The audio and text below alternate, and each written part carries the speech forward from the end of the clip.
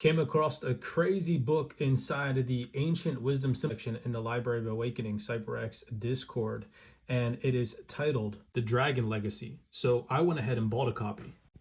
Book recommendation: The Imperial and Royal Dragon Court of the Dragon Sovereignty, Sarkani Rand, 1408. As defined within the main body of the following text, the Imperial and Royal Dragon Court, represented herein, legitimately recognized as the sovereign court of the sovereign dragon nation by the relevant and appropriate government of a European member state, is a closed fraternity of individuals representing those who trace their ancestry and affiliations back to the ancient Grail and dragon families. The big stumbling block here is that the royal witchcraft or witchcraft of proper from the early Dark Ages onwards owes as much to its early Christian as it does to its direct Druidic origins, both in their original form and the publicly disseminated opinion of the Catholic popes were and are satanic.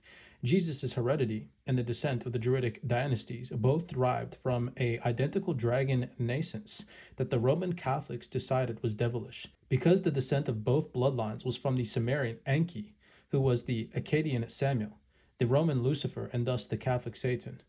In Jesus' case, the Roman Church, as do all outsiders who know they are onto a good thing, sanitized his rituals and concealed his descent. All those who continued to follow Jesus' original teachings, like the witches, they burned as heretics. This notwithstanding, the Wiccan apologists still tried to tell us that witchcraft has nothing to do with Christianity, but is the pre-Christian fertility religion.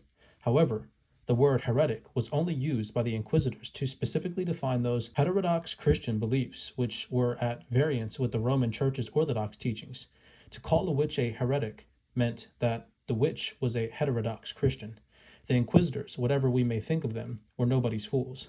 They were aware of whom they were targeting. They also knew that witches were original Christians, whose knowledge of the true Druidic nature of Jesus' liberating Christianity had to be quashed at any cost if the church were to achieve the political and pecuniary supremacy they desired by replacing it with their own enslaving dogma.